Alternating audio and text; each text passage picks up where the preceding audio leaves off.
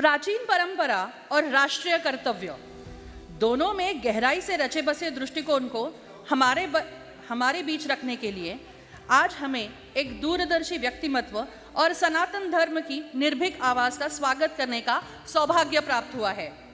आप अखिल भारतीय संत समिति के महासचिव हैं। साथ ही गंगा महासभा के माध्यम से पर्यावरण संरक्षण के कार्यों में भी आप अत्यंत सक्रिय रहे हैं। एक प्रख्यात अधिवक्ता के रूप में आपने हमारी संस्कृति और राष्ट्रीय कानूनों की रक्षा के लिए माननीय सर्वोच्च न्यायालय में कई ऐतिहासिक कानूनी लड़ाइयां लड़ी हैं, जिनके व्यक्तिमत्व में वेदों का तेज और भारत माता के प्रति अटूट समर्पण समाहित है। ऐसे मनीषी स्वामी जितेंद्रानंद सरस्वती जी का स्वागत करते हुए हमें अत्यंत हर्ष हो रहा है। देवी और सज्जनों, कृपया तालियों की गड़गड़ाहट में आइए उनका स्वागत करें। मैं स्वामी जी से अनुरोध करती हूं कि वे अपने 2 शब्दों से हम सभी को लाभान्वित करें।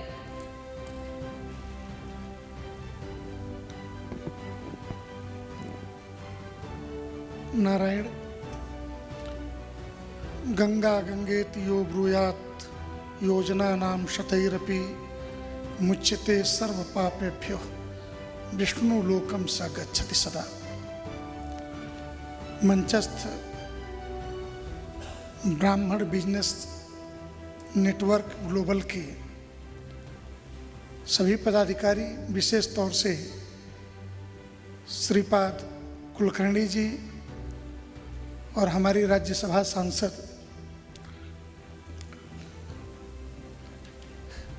मेरे लिए तो कुल 54 साल की उम्र में से 54 इयर्स में से 43 ईयर संन्यास का है और ये पहला अनुभव है कि मुझे व्यापारियों के बीच में बोलना पड़ेगा।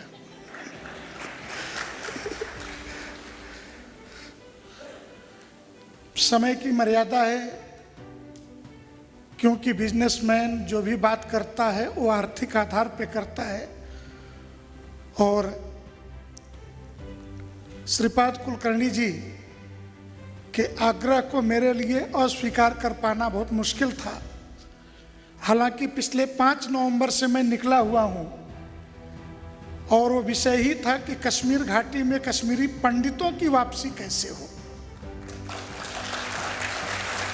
तो जम्मू कश्मीर में श्रीनगर यूनिवर्सिटी के अंदर ही जम्मू कश्मीर के सारे कुलपतियों को बुलाया था।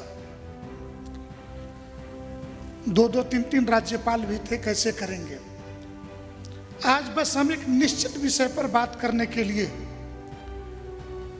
कभी आपने सोचा है कि ब्राह्मण ही दुश्मन क्यों है पूरी दुनिया के लिए? पूरे दुनिया के जो ग्लोबल सब कुछ चल रहे हैं, उसका एक कारण है कि दूध वाले से नाराज होंगे तो आप दूध लेना बंद कर देंगे, दूध डेयरी से लाएंगे। नाई से नाराज होंगे तो सेविंग स्वयं कर लेंगे। ब्राह्मण से नाराज होने के बाद व्यक्ति अपनी परंपरा, कुल की मर्यादा, अपनी संस्कृति और सभ्यता से धीरे धीरे कट जाता है, क्योंकि ब्राह्मण ही वह तत्व है जो उसे उसके पूर्वजों से जोड़ करके रखता है, श्राद्ध की विधि के द्वारा, संस्कारों के द्वारा। इसलिए पूरे दुनिया का ध्यान सिर्फ इस बात पे है कि अगर सनातन हिंदू धर्म को मिटाना है तो इसके लिए पहले ब्राह्मण को मिटाना पड़ेगा। ये इसी षड्यंत्र पे काम कर रहे हैं और उस प्रोजेक्ट का जो नाम है रोमन कैथोलिक चर्चों के, उसको हम जोशुआ मिशन कहते हैं। ये काम चल रहा है, ये पूरा एक अलग विषय है। आज हम सिर्फ आपसे बात करेंगे मंदिर केंद्रित अर्थव्यवस्था पे। पीछे के दिनों श्री राम जन्मभूमि के मंदिर निर्माण के समय बहुत सारे प्रश्न खड़े हुए कि ये मंदिर तो ब्राह्मणों का चोचला है, मंदिरों से क्या रोजगार मिलेंगे? ब्राह्मणों ने अपने लिए एक व्यवस्था बनाई है, ये मनुवादी व्यवस्था है। ये कुंभ के मेले, ये मंदिरों की पूजा पाठ, धर्म के प्रति आस्था।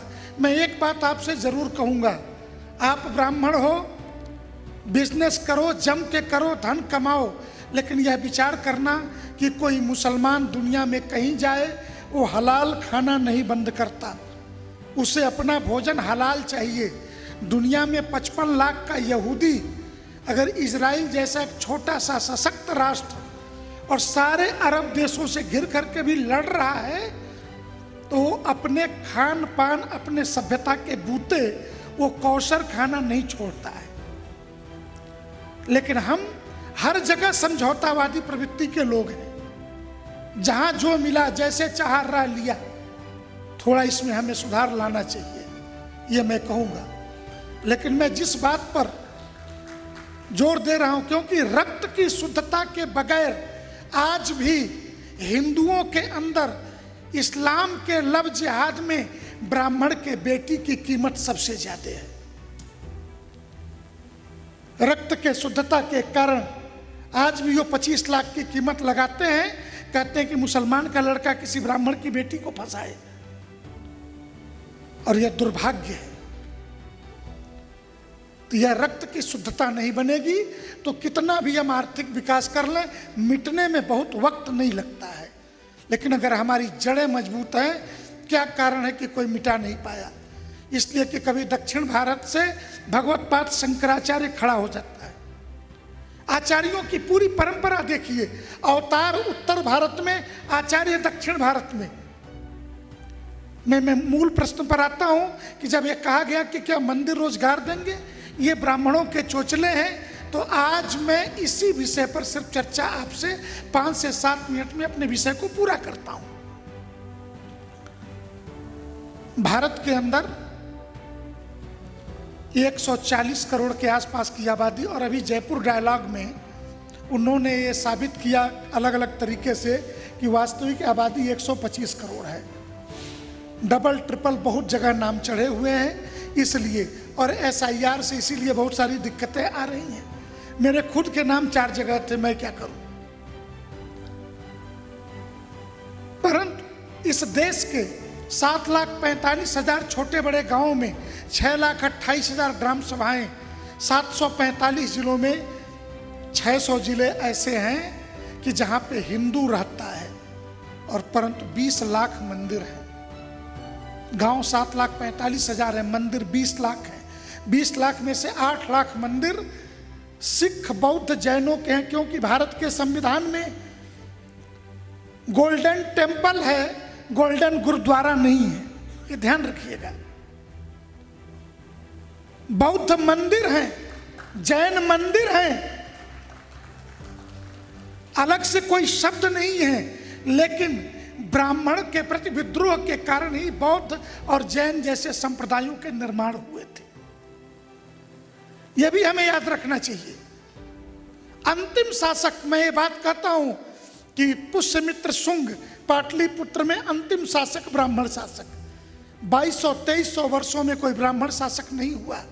लेकिन एक 25-26 साल का यूपी MP की सीमा पर एक बालक ब्राह्मण का धीरेन्द्र कृष्ण शास्त्री बिहार के अंदर अगर जाता है तो 9 लाख लोग उसे सुनने आते हैं। ये 2000 वर्षों के बाद ये इतिहास बदला था, अन्यथा बिहार की मेंटालिटी ही एंटी ब्राह्मण मेंटालिटी है, जिसे बौद्धिज्म कहिए, समाजवाद कहिए, राजनीतिक रूप से चाहे जो कहिए। और इस 12 लाख मंदिरों की श्रृंखला में 3 लाख अनरजिस्टर्ड हैं, 9 लाख मंदिर रजिस्टर्ड हैं। 9 लाख में से 4 लाख मंदिर सरकार चलाती है। ये 4 लाख वो मंदिर हैं देश के जो सरकार चलाती है, और 4 लाख मंदिरों में से इनके रेवेन्यू का आंकड़ा बस बता देता हूं आपको कि अकेले केरल का पद्मनाभ स्वामी मंदिर, जिसके सोने की गणना कराई थी, और वो कराई थी 2012-13 में, तो 5 लाख करोड़ रुपए का सोना था। और 2016 में इसी महाराष्ट्र के एक्स CM पृथ्वीराज चव्हाण ने कहा कि भारत के मंदिरों में $1 ट्रिलियन का सोना है। उस समय $1 ट्रिलियन का था। सोने का रेट जितना बड़ा है उतना सोने, आप उसके अनुपात में गणना करिए भारतीय अर्थव्यवस्था में ये मंदिर कहाँ खड़े हैं, हमारे पास क्या है। और दूसरे रोजगार देने की जहाँ तक बात है कि 3.5 करोड़ रोजगार सरकारी सेक्टर में स्टेट से लेकर सेंट्रल गवर्नमेंट देती है, और 35 करोड़ रोजगार हम रिलीजियस सेक्टर में देते हैं। पिछले वर्ष उत्तर प्रदेश का आधिकारिक बयान है कि 25 के जनवरी का हुआ कुंभ 3 लाख करोड़ रुपए का रोजगार देकर के गया है। और अगर उन्होंने 40,000 करोड़ रुपए खर्च किए उत्तर प्रदेश सरकार ने, और तो 3 लाख करोड़ की 18% की जीएसटी हमने उनके अकाउंट में 54,000 करोड़ रुपए दे करके कहा कि हिंदू समाज आपका उधार नहीं रखता है। आज नासिक का कुंभ है। अगले 2 वर्षों में हमसे श्रीपाद कुलकर्णी जी ने कहा कि नासिक के कुंभ में ब्राह्मण बिजनेसमैन क्या कर सकता है। कुंभ की अच्छी तैयारी करो। अभी मैं आपके मुख्यमंत्री से मिला था, देवेंद्र फडणवीस जी से। हमने कहा खजाना खोलिए, आप जितना देंगे हम उसका दूना वापस करके यहां से उठेंगे। मंदिर सिर्फ श्रद्धा आस्था विश्वास के केंद्र नहीं है। मंदिर भारत के सांस्कृतिक गौरव सभ्यता से लेकर के आर्थिक मेरुदंड है। कभी आपने सोचा कि मुगलों ने मंदिर ही क्यों तोड़े? क्योंकि मंदिर के आधार पर 4 चीजें हमारी चलती थी। शिक्षा, मंदिर से गुरुकुल जुड़े हुए थे, मंदिर से यूनिवर्सिटी जुड़ी हुई थी। जब दुनिया अपने पांव पे चलना शुद्ध शब्द नहीं बोलती थी, तब भारत की धरती पे 9 यूनिवर्सिटियां चलती थी। मंदिर के आधार पे स्वास्थ्य, चिकित्सालय चलते थे मंदिरों के धन से। आज भी दक्षिण भारत में शंकर नेत्रालय कांची मठ का ही है दुनिया का सबसे बेहतरीन चिकित्सालय। कर्नाटक के अंदर बीजीएस ग्रुप बाल गंगाधर स्वामी लिंगायत संप्रदाय का है, 100 से ज्यादा इंजीनियरिंग और मेडिकल कॉलेज चलाता है। इसलिए मैं 2-3 बातें, देखो भाई एक बात सुनो, तुम्हारी पर्ची से मैं थोड़े समय का, आप हजारों किलोमीटर दूर से बुलाओगे, ठीक, यात्रा व्यय खर्च करोगे, टिकट आप ही ने दिया है, तो विचारों को तो सुनना पड़ेगा।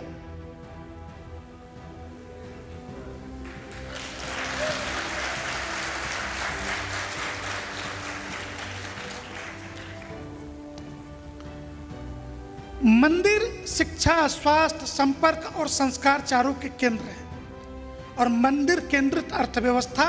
और लोग हमसे पूछते हैं कि नरेंद्र मोदी ने 2014 के बाद क्या दिया इस देश को। मैं 2 ही बात कहता हूं, नरेंद्र मोदी ने 2 चीजें दी हैं इस देश को।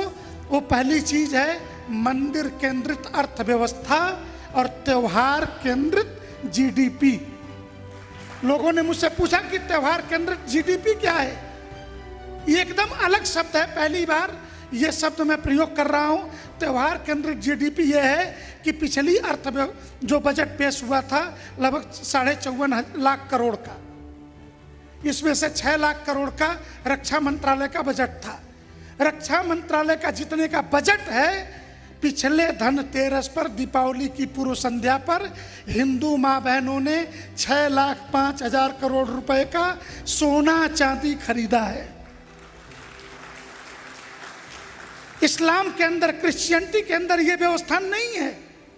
अक्षय तृतीया और धन त्रयोदशी पर यह जो खरीदने की परंपरा है सोना चांदी, ये आर्थिक दृष्टि से, इसलिए मेरा आपसे विनम्र निवेदन है, खूब रोजगार करिए, उद्योगपति बनिए।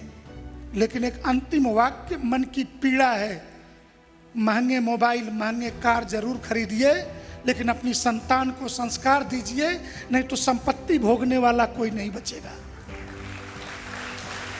सोना खरीदिए, लेकिन उस सोने की रक्षा के लिए अगर आपके घर में लोहा नहीं है तो फिर बचेंगे नहीं। यह भी ध्यान रखिए, अगला 8 वर्ष इस मंच पे बैठे हैं सारे उद्योगपति हैं, मंच के नीचे भी उद्योगपति हैं।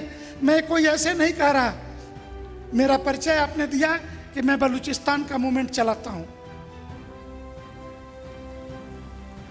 बलूचिस्तान आजाद हो जाएगा, परंतु अगले 7-8 वर्षों में पूरा विश्व डगमगाने वाला है। अपने को संभाल करके रखिए। 155 करोड़ लोग मरने वाले हैं, इसे कोई रोक नहीं सकता। इसलिए ये ऑन रिकॉर्ड कही गई बातें हैं। मैं ये बातें इसलिए बता रहा है आपको कि उद्योग के साथ साथ अपने को सुरक्षित और शक्तिशाली बनाएं। मैं मानता हूं कि बीबीएन जी का लक्ष्य इसी दृष्टि से सफल होगा। नारायण श्रीहरि।